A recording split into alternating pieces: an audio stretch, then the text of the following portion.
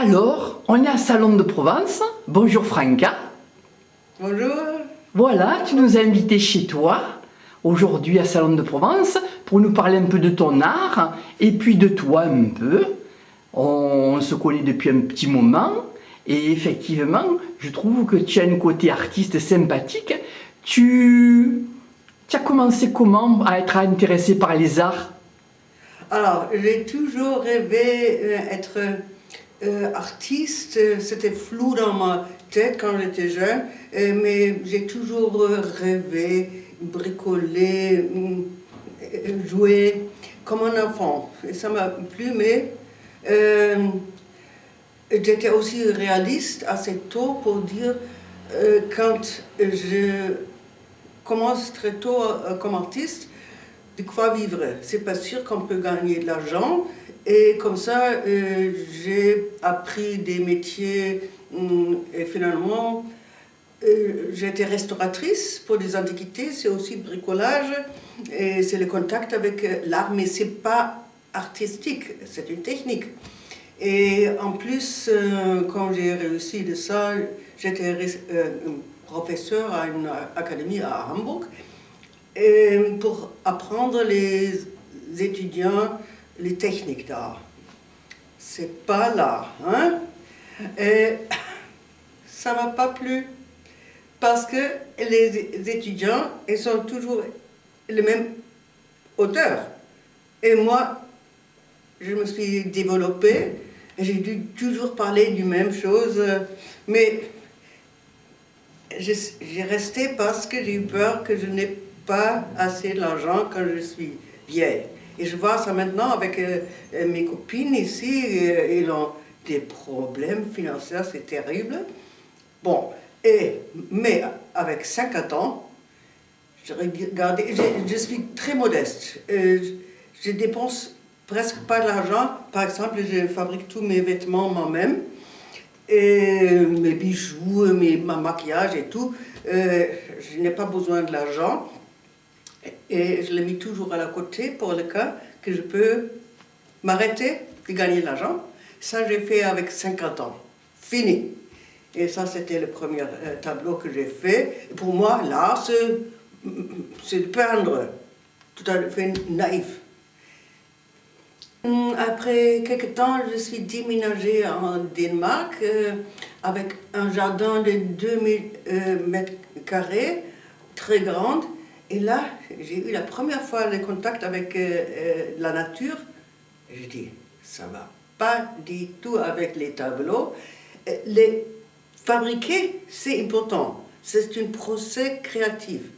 Mais quand ils sont faits, les premiers tableaux, je les brûlais parce que j'ai dit, c'est un objet qui ne bouge plus, qui est carré, qui peint au mur.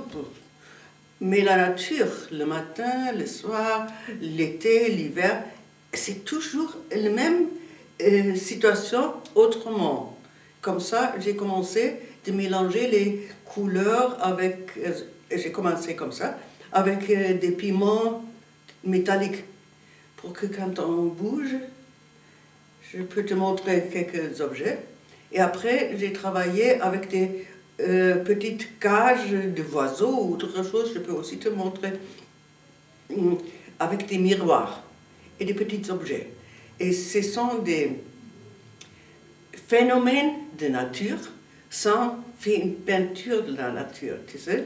Le mouvement et l'espèce et la lumière, on peut toujours installer la lumière et tout ça.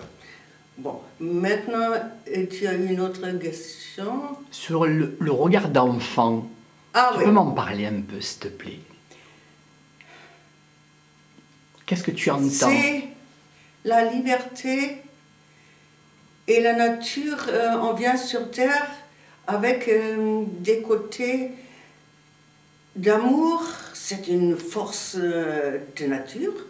On n'a pas appris ça. Et la créativité, c'est une force naturelle. Je vois ça toujours ici sur la place. Les enfants, comment ils montent, ils chantent, ils bougent, et se cachent et tout ça. Et les parents toujours, viens ici, arrête. Ils cassent la créativité aux racines et dans l'école aussi, on les dirige S'oriente. dans une direction qui sont bien pour le capitalisme. Ah, ça me fait du mal. Et comme j'ai toujours gardé cette Liberté. liberté à l'intérieur. Et maintenant, je dis quelque chose aussi sur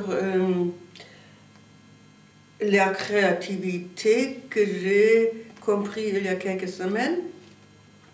Les artistes disent souvent que les produits qu'ils ont faits, ce sont mes enfants. Et c'est pas faux, parce qu'une femme, c'est très parallèle. J'espère que je peux bien le faire comprendre.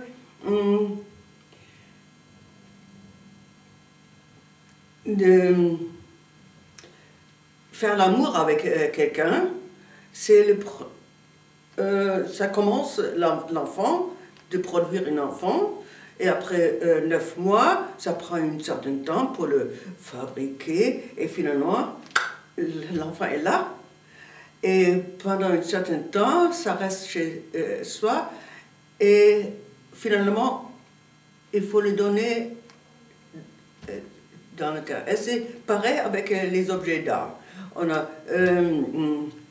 On commence avec une idée, on le fabrique, et une fois c'est terminé, Il mène sa vie tout seul. Mais, ça qui est important, les plus grandes différences, c'est le premier coup de feu avec faire l'amour, c'est l'amour. C'est positif, c'est le plus grand joie. Et le vrai art, je ne parle pas de l'art superficiel, mais l'art comme... Du trip viscéral de l'être. Ça commence souvent avec une grande souffrance, une grande catastrophe dans la vie. On souffre, on est malheureux, on est par terre, et là, l'âme s'ouvre. Et ça, c'est une force énorme, et là, on a une inspiration. J'ai écrit aussi un livre, j'ai fait un disque, et ça a toujours commencé avec une douleur. On va en parler. Merci.